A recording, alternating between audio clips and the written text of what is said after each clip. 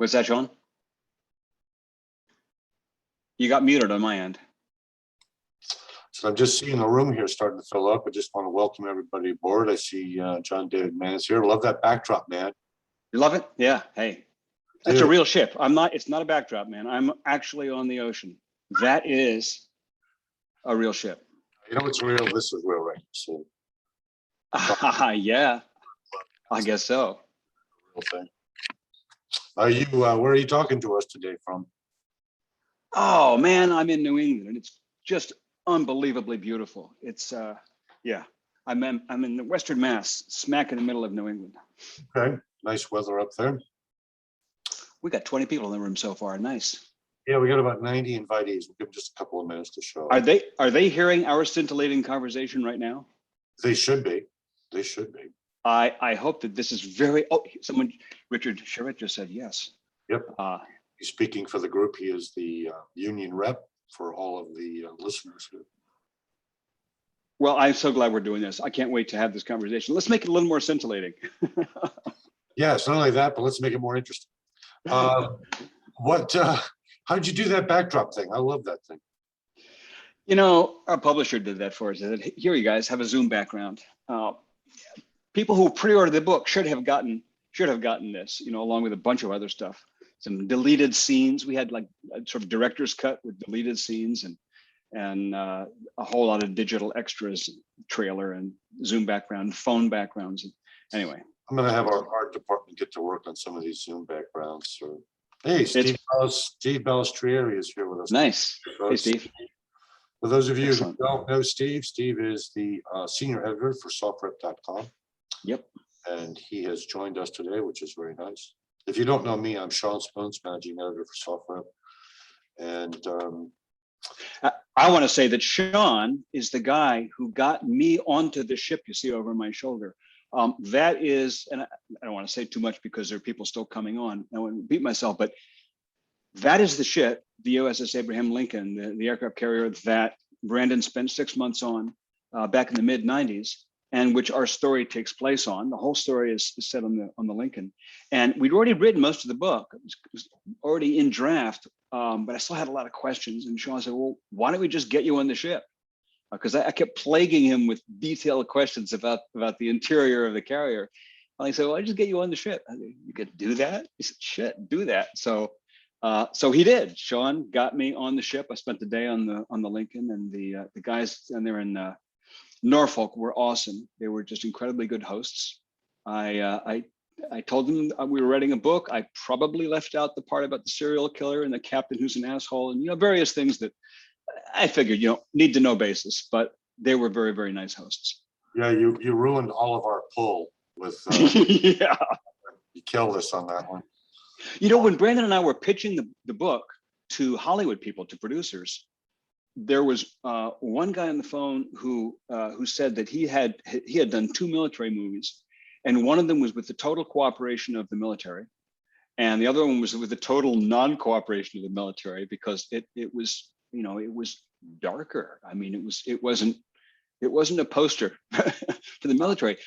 And we had a publisher, when we were talking to different publishers before we sold the book, who was a little bit nervous about the way that we portrayed the military in the book, which we thought was nuts, because honestly, we think we portray the military in a really honest, realistic light. And there are some genuine heroes in this story. There's fantastic leadership. There are some, amazing characters, and we exhibit the diversity of the staff and the tolerance.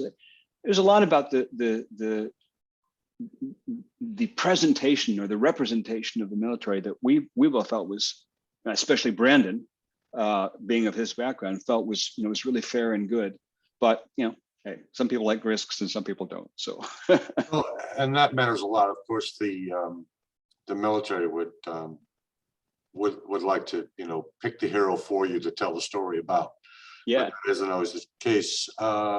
This is not Top Gun. So Richard Sherritt, everyone is asking if it's a mix of TWD and Under Siege by Steven Seagal. TWD, I don't know. Yeah, lost me on that one too. I'm trying to think about the. Richard, you lost us on that one. Yeah. Tell us what TWA is. Oh, The Walking The Dead. Walking Dead. Walking Dead. No, Is it? no, it's not. It's I, not a combination of The Walking Dead.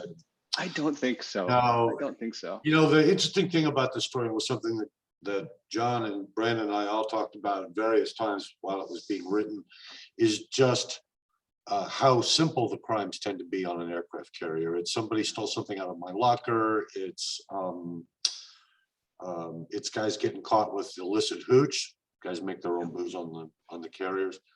And this is sort of a one scenario. What if something happened like this? Would they be prepared to deal with it? If you had a killer on a ship, Yeah. what would they do? Especially if the ship was underway and involved in an important mission, which is part of the premise of the story as well.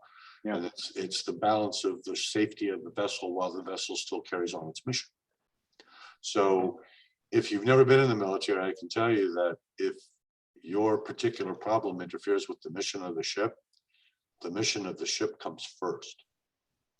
So if you have if you need a major medical procedure and you have a heart attack, let's say, if the ship is having to do something very important, if the ship's in a moment of operational necessity, your heart attack has to wait until that mission of the ship is taken care of. So there is something to that in this novel as well, is the weighing of these exigency circumstances. You have somebody loose on the ship killing people, and the ship having to also carry out its mission at the same time.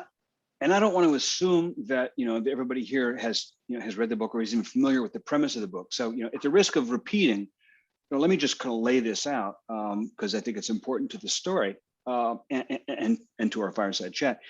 The story is based on an actual event, on a series of events. And I'll just sketch that real quickly. Back in the mid 90s, it was 95, 96, Brandon did a 6-month deployment on the Lincoln. It was a Westpac. And this was when they were just in the process of integrating females on naval vessels and combat roles. And first generation of female combat aviators was on the Lincoln and a few other ships just 6 months or so before Brandon set foot on the Lincoln. The first female aviator to die in an airplane crash on a carrier was on the deck of the Lincoln 6 months before Brandon set foot. We actually reference that in the first few pages of the book to kind of set the stage of where we are. So this was huge culture shock. How do you integrate 1,500, 2,000 women? I forget. I don't remember the exact proportion of men to women, but it was a lot of women in a steel tube with a couple of thousand guys for 6 months. Yes, F-14 pilots, Tomcat pilot, exactly. For 6 months without fraternizing, without with a minimum of distraction and stress. And as Brandon says, they were still sorting this out. And on his particular tour, there was a guy who was a sexual predator. Somebody was sneaking into the women's shower area by the berthing area for women and sticking his hand in, flipping off the light and running in and molesting somebody and then running. And it's, it sounds like a college prank, but it was obviously a whole lot worse than that. College prank system is not so great. And it cast kind of a pall of terror over the whole ship. He did this not once, not twice, but like 5, 6, 7 times. And they never caught the guy. They never knew who it was to this day. Maybe he's still out there, doing terrible things. But it made Brandon think, 2 things. One was, man, the leadership of this vessel and the structure of this vessel is in no way prepared. It's like Sean was just saying, to deal with a complex crime like this, or to deal with any kind of complex crime. It's just not what they're set up to do. And his second thought was, well, crap, what if these were murders? And that planted the seed for this story. I was in 96 and Brandon and I met in 2009 working on his memoir, Red Circle. One of our very first phone conversations, he said, hey, would you ever be interested in working on a novel together? And I thought that would be really cool. So yeah, and then it took us a decade to work it out that we actually could sit down and get this done. So there's a basis in actual events that forms the seed of the story. And then there's a secondary plot in the story, which I won't say much about, but there's a helicopter crash in which the crew is killed. And that, if you've read The Red Circle, you probably know this already, that is based on an actual event that took place on that same tour on the Lincoln. Brandon was one of the 4 crew on that helo. They didn't crash, but they came within feet of crashing. It was a very near fatal situation. And they were pulled out of the, literally just feet away from getting into the water. They were pulled out by the quick wits and fast action of the co-pilot.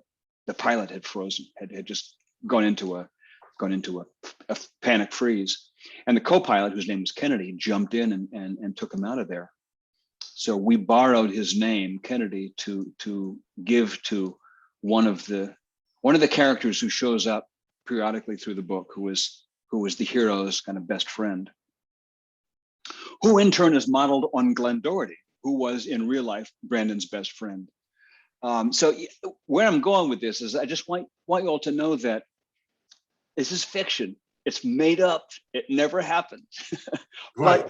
But it's based on, and we kind of threaded through the whole story, not just those couple events, but a whole slew of events, of details, of people, characters that are all drawn from different parts of our real lives. And that's part of the fun of writing a novel. And I think it's part of the fun of reading a novel too, knowing that, if you feel some resonance with reality, it's because there is some resonance with reality going on. Listen, for those of you who've never been on an aircraft carrier, I think it'd be interesting for John David Mann, who's also a civilian, to kind of give you his impressions of what it was like to step aboard a 1,193-foot, 90,000-ton aircraft carrier for the first time.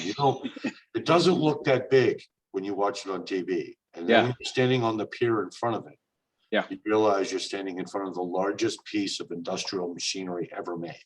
It is a giant machine, a living thing. Try to imagine a copy machine all run by ants. It's a thing full of machinery armed with all these armed and nuclear powered.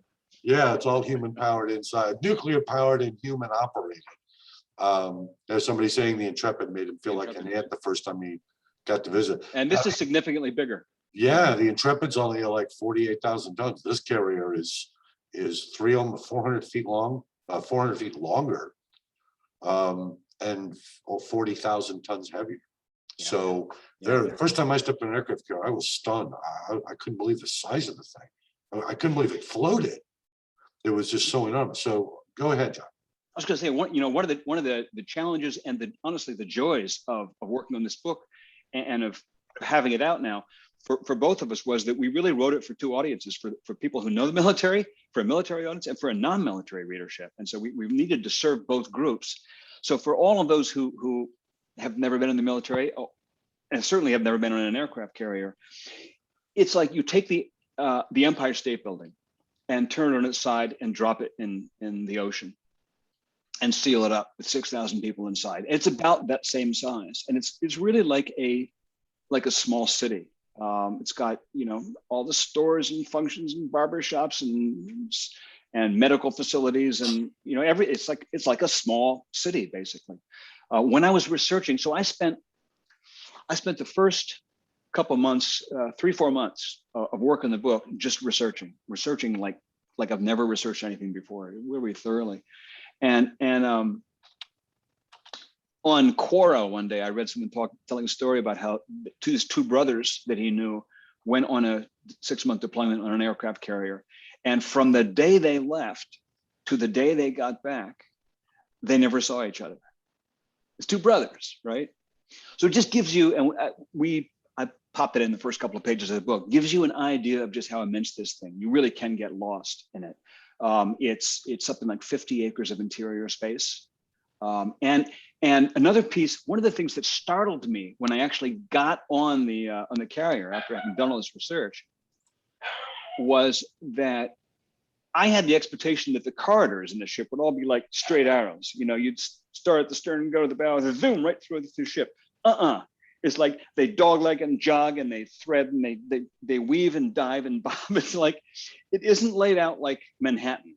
It's laid out like some medieval village of ox carts that just go all over the place, like a demented hobbit shire made out of steel, for 50 acres, if that gives you a sense of it. And the other thing that really struck me about the environment of the aircraft carrier was that, like a city, it isn't one thing. It's like there are neighborhoods and there are areas. There's downtown and there's the suburbs. I mean, it's not an exact analogy, but there are different areas of the ship where people from this area don't really go to that area, not because it's a dangerous neighborhood, because it's just not their function. There are, a few thousand people who work down below, spend a lot of their time below the waterline, but certainly down in that recirculated air, and may rarely or never see the flight deck, and aren't exposed to the exterior. That's true. Usually the crew hangs out on the fantail, and when you're talking about 1,100-foot long ship, it's a ways to go. And yeah. There's places on an aircraft carrier that are literally like the catacombs, just little tiny hatches and things like that, where these guys, especially in the engineering division, are down in the belly of the ship working on bilges and pumps and doing inspections and chipping and painting. I mean, and the reactors. Yeah, I mean, it's like 2 nuclear reactors, man. Yeah, but then you also have to imagine it's like having a motorhome that's on the road all the time, and you're trying to paint it and clean it while you're driving. So that's a very like a big motorhome. While running. One of our guests has asked, this is Richard Charette, is asking if there's a military police force on an aircraft carrier, and where do they reside on the carrier in reference to the chain of command. We know the answer to that question because we talked about that. That's right. That's so right. Go ahead. Yeah, masters at arms, and they play a role in the story. There's, I think, roughly 70, something like that, staff master at arms. They are small arms trained. They are able to pack small arms, although you rarely are going to hear about small arms being used inside a structure that was basically designed to promote ricochets. Right. Yeah. Besides, there's no need for it. It isn't like a lot of violent crime. But that's the police force. There's security police force. So So they come into the admin division on the ship. Mm-hmm. So and generally for a force about that size will be a lieutenant commander. That's the officer basically in charge of that detachment. Mm-hmm. The division officer on that carrier for the admin department is usually going to be a lieutenant commander himself, working his way through these different departments so that he can someday stand there as the XO and then be trained as the captain, take over as the captain of his own carrier. So those of you who aren't familiar with the Navy, for officers, the entire progression as an officer is about exposing you to a line of successive departments of responsibility so that you've touched everything in that ship, from engineering to personnel to deck division to everything, so that by the time you're the captain of a vessel, you're in the position to know every management job on that ship and how it should be done so that you can evaluate the officers that are under you in those positions that you're training up. So unlike most civilian jobs where you just get a job and then maybe they say to you, hey, do you want to move up and be a supervisor? An officer in the Navy is basically training for more and more and more responsibility until he gets an aircraft carrier. And then beyond that, becomes an admiral and has a carrier battle group under. So you have bases with 30,000 sailors on them like Great Lakes. It's run by a 3-star admiral, and that's his shore duty for a couple of years. But he's got an enormous military base that he's in charge of and a whole staff under him, and there's 30,000 sailors answering to him. So it's pretty neat stuff. And the master at arms, for those of you who are unfamiliar, are seagoing cops. So they're familiar with naval regulations and they're there to conduct, basic investigations of things. They also manage the ship when it's ashore, do security on the vessel and off the vessel, and patrol companionways and spaces, because there's a lot of petty stuff that goes on a ship. There's gambling. There's people running, slush funds, loaning money at usury and exorbitant interest rates. So their job is to get involved in those things and prevent them. There are drugs. So that's one of the things they also do, is they deal with a constant, making sure that there's no drugs on board the vessel, because that's a terrible thing. You cannot work on a vessel and be intoxicated. It's just machinery everywhere. And if you are not in the full possession of all of your mental faculties, you can go tripping down a ladder and fall 14, 15 feet, and you're going to break your neck. It's all metal on the way down. Or you're going to stumble into some piece of whirling machinery, or get something dropped on you that's heavy, or you're going to fall off that carrier. Yes, there are nets, but it's still possible to fall off an aircraft carrier. It does happen. Mm-hmm. And if the fall doesn't kill you, because it's, 10 stories, it's a long way, then you hit the ocean, and it ain't always a warm ocean. Sometimes it's very cold and you only have a few minutes. Just to update, guys, I'm waiting on Brandon to join us. He is traveling and basically getting on the ground. He's trying to get his computer up and running so we can get on board here. Chris Tosant is saying that they have detachments of Marines or Navy equivalent to MPs on board. SPs, forgive me if I'm wrong. I was Army, so I'm not too keen on some of the different MP names. Okay, so military police is the Army term, and in the Navy it's called Master at Arms. Master at Arms. You see them ashore on a base. If it's part of our agreement of forces with a foreign country to send guys ashore, they'll come ashore with armbands that say Shore Patrol on them. And that'll be their job, is basically to patrol the places where sailors are hanging out, because usually that's a given number of places you're allowed to go. And their job is to make sure that the sailors are staying out of trouble. They also kind of intervene with civilian law or local civilian law enforcement to try and keep you out of jail, unless you've done something very serious. Marines used to be deployed on carriers, usually about, I want to say like 50 on an aircraft carrier, and they did security on nuclear weapons. They also ran the brig that was on the carrier, and they also performed a security detail for the captain of the ship. Usually we'd have 1 or 2 Marines around him all the time. They discontinued that, I think, about 10 or 12 years ago. I'm not sure if they've returned to that. They may have. But as it is now, detachments of Marines serving on carriers would probably be on an as-needed basis. For example, if a carrier was doing maritime interdiction operations in the Gulf of Oman, they could have 100 or 200 Marines aboard, so that they could send them on helicopters to board at sea oil platforms or vessels or things like that. And sometimes an aircraft carrier can carry a platoon of SEALs if they have missions that have to be done. Yes. So, Chris, I hope that answers your question. There's a tremendous amount of complexity in the staffing that we obviously couldn't cover, and had to make a lot of simplifications, because how many individual people can you follow when you're reading a novel? As it is, the cast is fairly complex and is fairly large. At one point, in one draft, we had some NCIS team board the craft. We decided not to do that. We looked at Marines. We decided not to go there. So we had a lot of other possibilities. But one of the I'll just put this in real quickly. One of the earliest decisions that we made in kind of laying out the idea of the book, outlining the book, was to treat the aircraft carrier itself almost like another character, like a lead character. So you have your hero, or your main character is a Navy SEAL. His name is Finn, no last name. And you've got your female helicopter pilot, Monica, who is actually Monica Halsey, who is actually named after a real pilot named Mona, who was with Brandon on that terrible deployment gone wrong.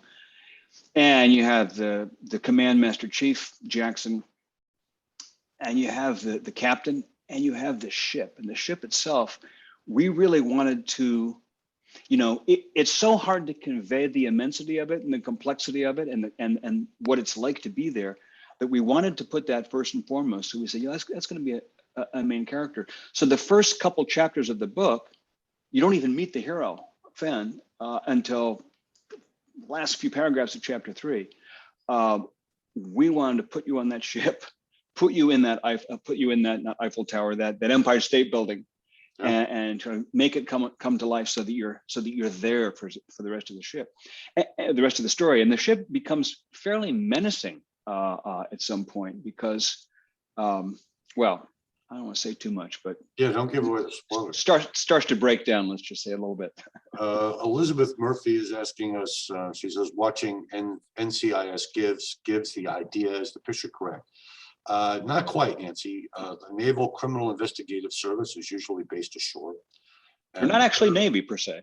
Right, and they're looking at much more serious crimes a lot of times. So, let's say a service member kills another service member ashore. NCIS can be involved in that. A service member is involved in a much more serious crime. Say he robs a bank. The Navy would have jurisdiction over that person to a certain extent. Now, they wouldn't interfere with civilian law enforcement because it happened off the base.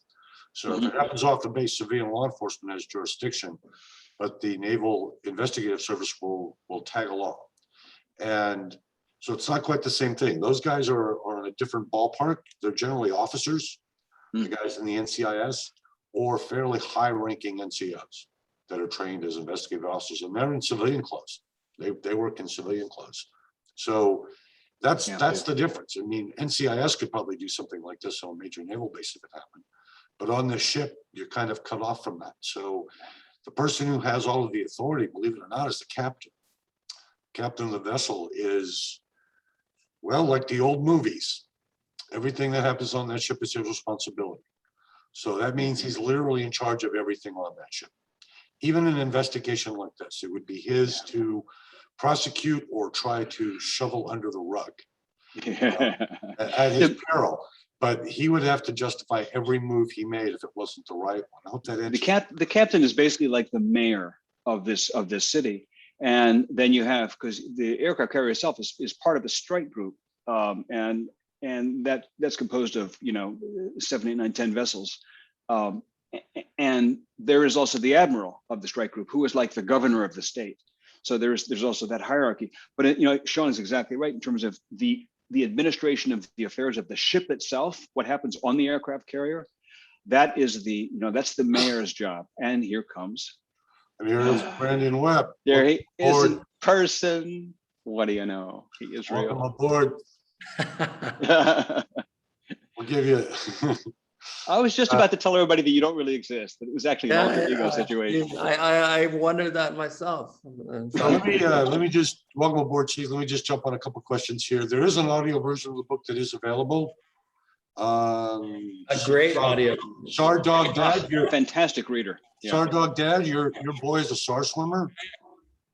You reach out to me at editor@sofrep.com. I'll make sure you get a free copy of that book for your audio copy. Okay, so Elizabeth asks, Scuttlebutt says that a carrier with a mission not allowed to turn and pick up a man or person overboard. Actually, Elizabeth, that is a gigantic thing on a carrier side. We actually cover that in the book. So if you haven't read it, I think John and Brandon did a great job describing exactly the kind of conundrum that ship is put in when somebody goes over the side. There are heroic, extraordinary lengths to try and recover that person, and possibly even involving other ships in the strike force if they're they're close enough to participate. And helicopters rotating on SAR missions, several at a time, depending on their capabilities. So you might find that part very interesting. The Navy tries very hard to recover people that are missing. Do Master at Arms personnel have full independence on the ship? I didn't read the book yet. What about the captain is developed? Listen, Richard, no spoilers. We're not giving you the spoilers. I did notice Richard said 2 Brandon Webbs on the call. Yeah, on most ships, just a spoiler this far is on most ships, the captain is considered some kind of a villain by somebody for some reason. That's pretty good. Master at Arms personnel are not independent. So they're functioning under a chain of command, including an officer in charge. So if those guys are a little too zealous and are knocking people in the head, they can end up on charges themselves. John, is the book on Audible yet? Yes. It is on Audible. Fantastic reader. A guy we know who did it. He's also the guy, by the way, who did the audio version of Mastering Fear. The last nonfiction book Brandon and I did. And he's phenomenal. In fact, he did something which I've never had. I've published over 30 books. I've never had this happen before. We got an email from him saying, "You guys, I just came out of the studio reading this book, and I had to write to you and tell you how thrilling it was." It's like, wow. So we formed quite a friendship out of that. Very It's nice. pretty cool. He does a great job. He's an actor. You've seen him on Mad Men, SEAL Team. I mean, he's like a mainstream TV actor, and he does a beautiful job. Aaron asked a good question, Sean, about Yes. book to motion picture. Yeah, John and I, we sold this to NBC Universal, which is Peacock. So fingers crossed. We have a production next year, probably into production for a series. So a streaming series for Steel Fear coming. Imagine what the rent is on that carrier per day. That's got to be some real money. Tom has a good one too. You want to take that one, Sean? Yeah. John, you've written a few thousand leadership books. Steel Fear is one of them. And Brandon, you and John have done some great writing about mastering fear, including this book. Can you guys discuss how your past work instructed the way you assembled Steel Fear? I've recommended this book as a great business parable. That's a great question. John and I were just talking about this a couple of days ago, right? Like making sure I mean, I think I'll kick it off and turn it over to John, but John and I have worked so closely together. We have this kind of shared philosophy on leadership and excellence, and that because Steel Fear is based on real experience, especially where the captain is concerned. And I think it was important for us to put this, this kind of like leadership theme in the book. And it's something John and I have talked about, how do we carry on this philosophy we both share on leadership and excellence into the series itself in a very kind of Ayn Rand way. But anyway, that's my 2 cents. John, what do you got? Elizabeth. Yeah. Oh, sorry. Go ahead. I mean, the whole, going back to Red Circle, our first book, in a way, these are kind of bookends because, Tom asked about previous books we've done. One of the themes of the Red Circle was, yes, excellence. It's kind of how we wrapped up the book and that tied it together. But a second theme in the book that ran through it was great leadership and shitty leadership.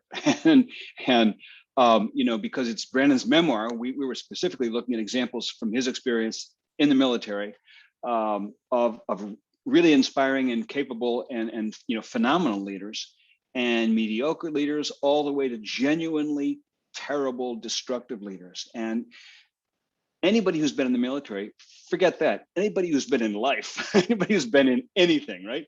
Business, employment, a church, nonprofits, the educational system, you name it. We all know Captain Eagleberg or 2 or 10. So yeah, the whole question of not just what makes good leadership and bad leadership, but also what's the implication? It's like, so here, one of my theories is that this terrible stuff is happening on this ship. People are getting killed, and there's this pall of fear that's this kind of destroying the ship. There's a bad guy, right? There's a villain who's doing the killing, but there's another villain, and that's the captain. And he's not an evil man. He's not a malevolent person. He's just mediocre. It isn't so much that his leadership is awful as much as it is kind of absent. It's like a vacuum of leadership. And Brandon talked about this being a business parable. It's kind of an example of what happens when leadership is missing or ineffective at the top, how that filters through the whole culture. And it's becomes like a weak immune system. All of a sudden it becomes susceptible to pathogens. And you have, in this case, a serial killer, which is about as pathogenic as you get. But I think we've all seen that kind of drama play out. When someone is at the top is not pulling their weight, gossip and backbiting and bad blood and cheating and all kinds of crap just happens. So that's a big part of what we've written about in other books, and that was a big part of informing Steel Fear. Well, I would just add a point, which is that in the military, the higher you go as a leader, the more difficult it is to remove you. So weeding out bad leaders at the very beginning, which is what the military tends to do, is to weed people out that just are not good leaders, is a real service to not what's happening right then, but what might happen in 10 or 11 years when they've been promoted. And a bad aircraft carrier captain is a very, very difficult guy to unload. If you were a business CEO, you've got a board of directors that can sit down with you and say, we're replacing you. It's very difficult to do on an aircraft carrier. Because, and here's the thing, if you're a civilian, you don't know this. Criticizing the captain will get you court-martialed. It's sedition. So if you got a bad leader, you can't say anything because it puts you in the position of being brought up on charges for combining to make a mutiny or sedition. So Richard said a good thing. It's mutiny essentially, which is, it's so important. And I would say the military does a pretty good job of weeding out the good from the bad, but it's not a perfect system, right? So, and to John's point, this Eagleberg style of leadership permits this killer to kind of flourish, and in a way that it happened in the real world on the Lincoln when I was on the ship. I mean, we had the worst accident rate. If you read Red Circle, you know, like we had the worst accident rate in the fleet. We lost a woman F-14 pilot. We had a collision at sea. All this stuff happened, and just because we had a mediocre commanding officer. And I'd be fascinated, John. I was thinking about this the other day, but I wonder where this guy, the real guy of the CEO of the Lincoln, is at today, right? And one of my, I think it was even Ann said, I wonder if he read the book. If you're listening, sir, I'm sorry, no offense. yeah, you're not really the guy. It's just a guy kind of. Yeah. Richard Short wants to know who you guys think the main character would play, who would be in the movie. If you're going to cast the movie, who would be Finn? Oh man. I mean, I don't know if you have any thoughts on that, John. I mean, Finn, I like a Tom Hardy kind of character. But I don't know. Definitely not Tom Cruise. Finn is a funny guy. You know, one of the things we set out to do with Finn is to create sort of to take the stereotypical image, Hollywood image that, you know, that a lot of people would have of Navy SEAL, and do the opposite. Take that, put that in his head. So, you know, I don't want to spoil anything, but the character of Finn is a little different than what most people might expect a SEAL to be. And he's not swashbuckling, handsome, strapping big guy. He's kind of short. He's kind of skinny. He's not particularly handsome. He's kind of odd. And you know, for me, I don't think it's going to happen because, as Brandon said, we're going streaming TV series with Peacock. We're not going to do a feature film on this, but I see Rami Malek in my head. So take Rami Malek, put him in Finn's role. It gives you a sense of you know, fascinating character he is. Yeah, Interesting. Rami Malek is amazing. Yeah. I would say I forgot about. I totally forgot we had that conversation. So Brandon, Steve Balistrieri, our senior editor, just chimed in. Said leadership is the art of getting someone else to do something you want done because he wants to do it. So it's, you know, Good leadership. Yeah. Yeah. Well, Steve's a leader for sure. So he gets it for sure. Let's see. By the way, I just want to pop a note in and say, there's in the book, there's another captain. There's the contrast. You don't see him in you don't actually see him in the book, but he's in Finn's flashbacks, he's in his memory, and he plays scenes of the guy. And that is like the archetypal fantastic captain. And that guy is based on a real captain who is actually the same name as the captain we give him in the book. And that was based on the captain of the USS Kitty Hawk on another deployment that Brandon was on. So we wanted to give you both the terrible captain and also the magnificent captain for comparison's sake. Yeah. I want to be in the movie. I want to be in the movie. Mark, I want to be like a chief or something like that. I'm at that age where I could pull off a Navy chief. Oh yeah, Master Chief, buddy. Or someone on the admiral staff or something like that. Mark asked a good one. Would the real life Captain Eagleberg recognize himself, or is it an amalgamation of several bad leaders? I mean, I think John and I referenced the real original CEO of the Lincoln when I served on board, because that was, I think, a major thread in that story was this CEO was terrible. When I remember having this thought, like, I have to go now do a deployment on the USS Kitty Hawk, which is a conventional carrier. It's going to be much worse. The Lincoln was terrible. Like, imagine what the Kitty Hawk is going to be. When I got to the Kitty Hawk, it was incredible. And I figured out in a week that it was because the commanding officer was amazing. He talked to the crew every day. The morale was high. The ship was clean. It was just well run. And it was a clear signal of strong leadership.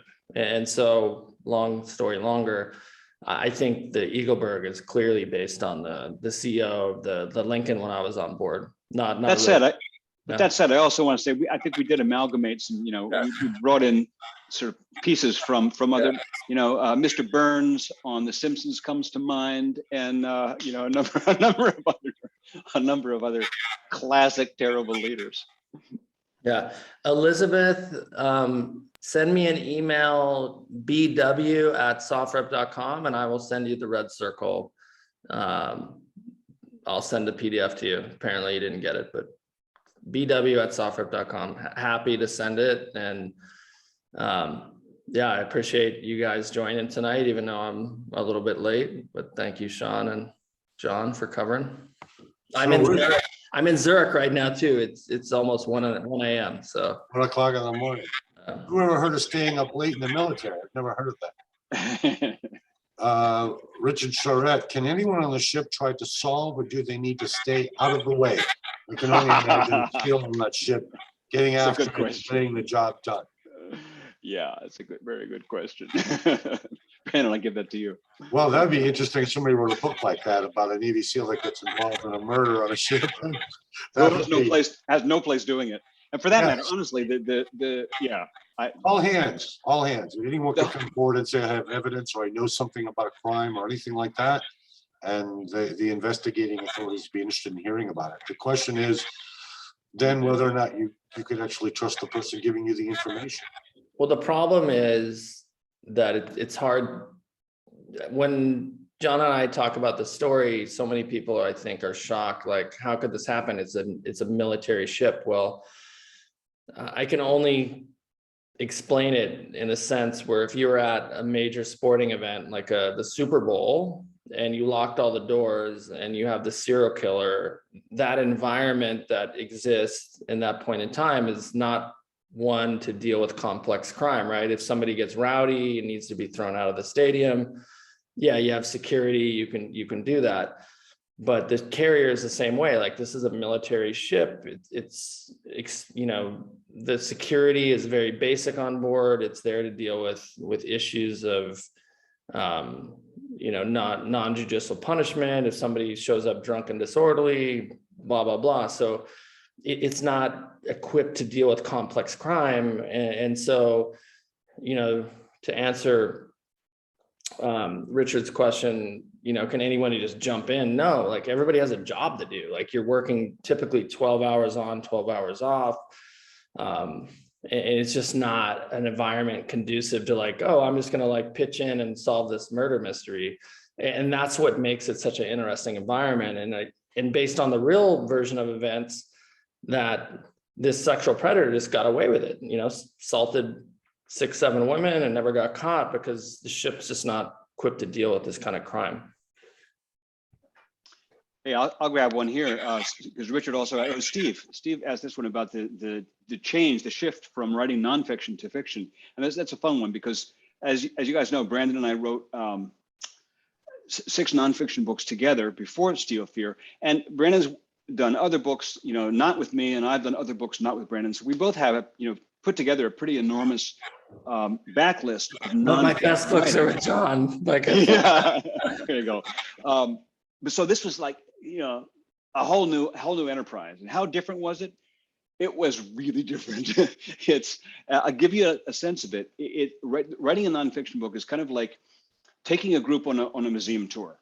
Okay, we're the tour guide, and we're going to say, guys, we're going to go into this room, and let me explain how this room works. Okay, now we're going over in this room, and here's what the art is in this room, and now we're going to explain this room. Writing a thriller is like taking a motorcycle over a high wire about 300 feet above a pool of sharks. I mean, you can't let the tension drop for a second.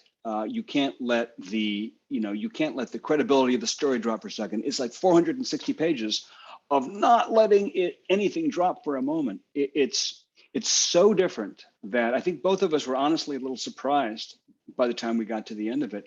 Our first draft that we first showed our agent was 150,000 words, a little more. And it ended up, she'd read it and said, this is great, but it's got to be like down to 100,000 words. So we got to take out every third word. Took all the sex out. Took all the sex out. Well, it took out all the consonants, or I don't know. It took out the sex. The sex. And by the way, that's an interesting point, because another challenge of the aircraft carrier environment was, you're going to write a thriller, murder mystery, you're going to write an action novel.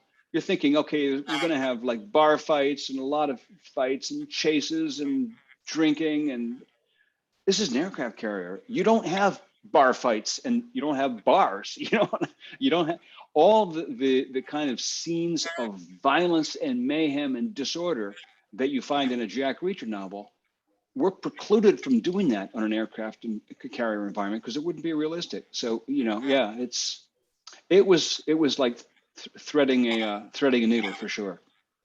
So Steve has a good question. I do want to, and I'll get to that in a sec, but somebody asked me, Brandon, you're a SEAL on that ship. What the hell do you do? I would love to think I would do what Finn does, but that's probably a little too much. I mean, Jesus, I don't know. Like, I hope I would do what Finn would do. And I hope you guys read the book and see what that is. But John, Steve has a really good question. The change from writing nonfiction or true stories to fiction, like how difficult was that?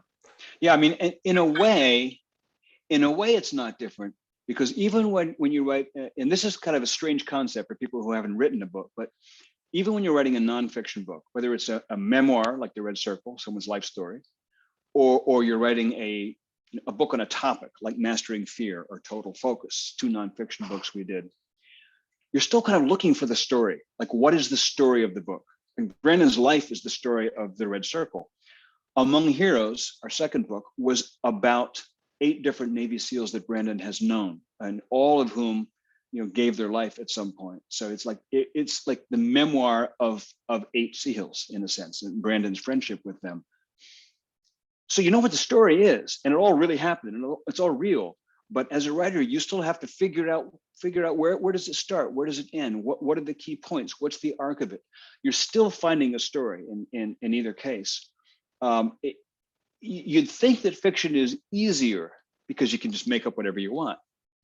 But in a way, I find it harder, because first off, everything you make up has got to be credible or you'll lose your reader, especially if you're writing for a military audience, because you guys are really tough on us. If we get the caliber of a bullet wrong, we're screwed, right?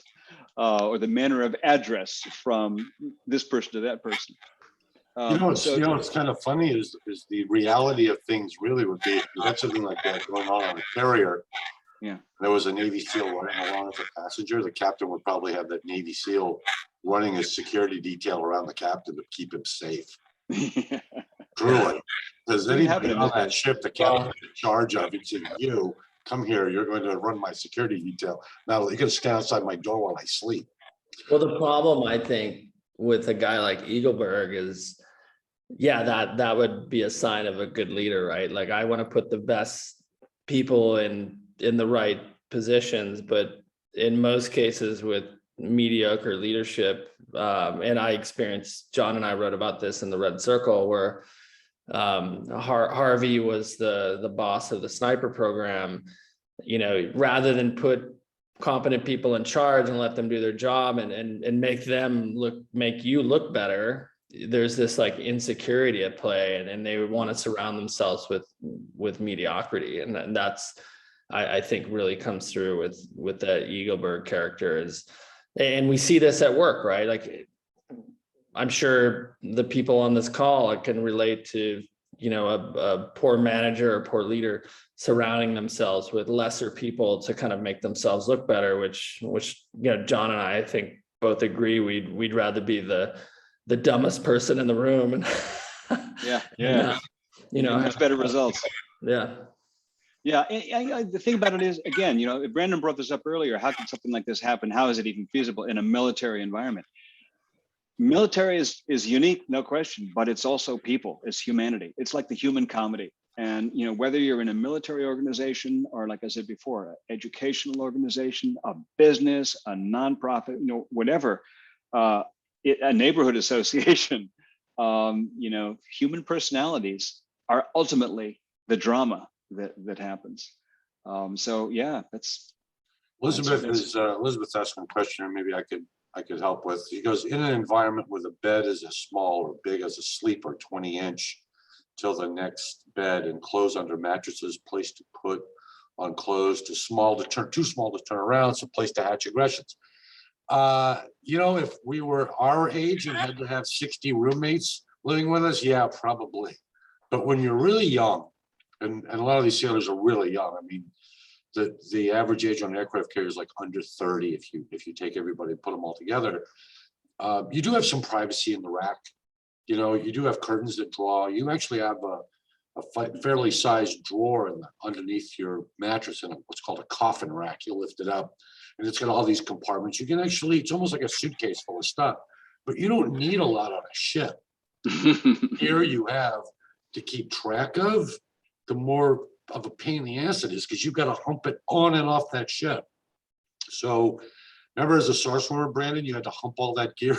You had your SAR bag, all your equipment, all this stuff, plus your regular stuff, and it was a lot. Guys get along pretty well, and your shipmates tend to try and smooth out any kind of aggression things that go on between guys, and we'll put somebody on notice. They'll go to hires up. Hey, Jones and Smith are about to go at it with ball bead hammers. So fights usually get broken up pretty quickly, because you almost have a duty to. You can't just stand by and watch guys beat each other's brains in, because then they're gonna, why didn't you do something? Well, I wanted to watch it. You're in trouble too. So there's aggressions, but they get worked out. They get worked out in sports. There's a lot of stuff going on the hangar deck. You can work out. There's a lot of ways you can work it out, but if you're not cut out to be on a ship, they find out pretty quickly. For sure. And there is privacy, but it is very, it's sacred, but it's like the curtains behind you, Sean, right? Like you have a sleeping bag size space and a small curtain to kind of close your sleeping area, and that's your privacy. And I remember like sleeping with earplugs on the carrier. It's so loud, but you cherish that little bit of curtain that closes. I'll just add this one little thing. There's bathroom rules too on a ship, if you can believe that. So when you're walking past the stalls, you look straight ahead. You don't look right to see who's in the stall. You go straight ahead. It gets the empty stall out of your peripheral, but don't make eye contact with anybody sitting on a toilet. That's like a big no-no. Yeah, and David asked the question, is there hot bunking like on subs? No, we don't hot rack. You get a very small rack, but it's your own. And yeah, I remember, like, to your point, Sean, I don't know if we talked about this I think we mentioned it in the red circle, John, but I remember being in the showers and the ship, even the carriers rock a little bit, and the drains were kind of clogging up and it's warm water sloshing over your feet. And it's like 3 or 4 showers deep, right in the water, sloshing this way and that way. And somebody was like clearly taking a leak, and it's like the warm pee sloshed over this guy's feet, and he's like, Jesus, like, you have to do this in the shower, like, you're killing me. Yeah. So it's those kind of things you have to be really conscious and respectful, because it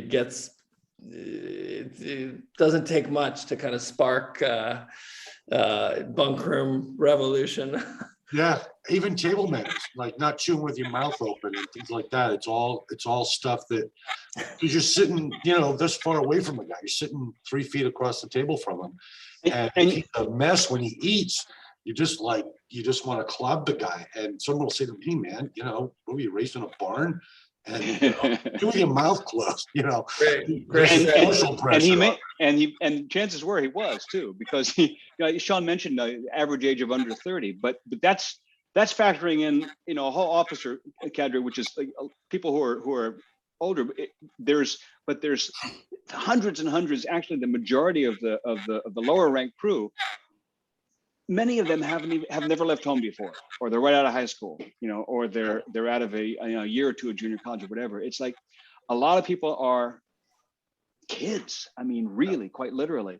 And so when you put a couple thousand kids, some of whom did just come out of the barn, basically. I mean, grew up in very rural settings, or and some from cities, from inner cities, and some from the country, and all kinds of cultures and all kinds of diverse circumstance. And you throw them all on a boat together.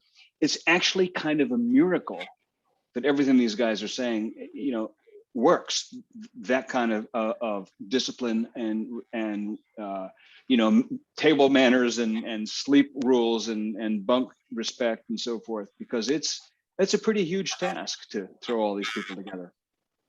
Yeah. So I think maybe we'll do one more question and wrap, or else I'll have you guys here all night. Let's see. Score that Fekir's foot fungus. Peter, your Fekir's. I'm curing your foot fungus. The guy says he pees on your feet. Yeah, I think that's like a myth, right? Like the jellyfish thing. Have your buddy. Yeah. Dave just asking about, just a quick question about flight quarters right on the flight deck. Actually, the pilots are pretty close to the flight deck, just so they can get up there quick.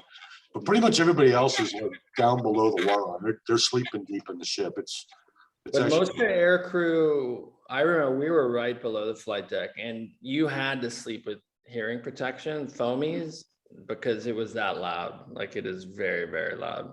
Yeah. All right, so let's just talk real briefly about we're working on the next book. So the next, this is going to be a serial. So these characters, the ones we don't kill off, and the ones that haven't been killed off quickly, are going to carry on to this story into the next phase. John, you want to set up what the next phase of the story is? Yeah, I assume that it's in the audiobook. I didn't listen to the very end yet to listen, but certainly in the print book, at the very back of Steel Fear, you'll get five short chapters that are the beginning of the next book in the series, which is called Cold Fear. It does not take place in an aircraft carrier. It takes place in Iceland. And Brandon and I are working on it right now. We don't have a pub date on that, but it's going to be probably right around the same time next summer. And yes, some of the characters do reappear. Some of the characters do not, on account of their being dead. And we're really, really excited to bring that to you as well. Hey, I also want to mention this real quick. If you haven't already seen our site, steelfear.com is a site. I don't know if you're going to mention that, Sean, but I mentioned that because we'll do a couple other gigs like this on other channels. If people want to, if anybody wants to come back and get more questions or hear us talk more, after we cut off tonight, we're going to be back on other channels around the country. So you can get our updated schedule on steelfear.com. All right, yeah, Brandon. I would say if you have read the book, leave us a review on Amazon. And if you haven't read the book, go buy the damn book and go on Amazon.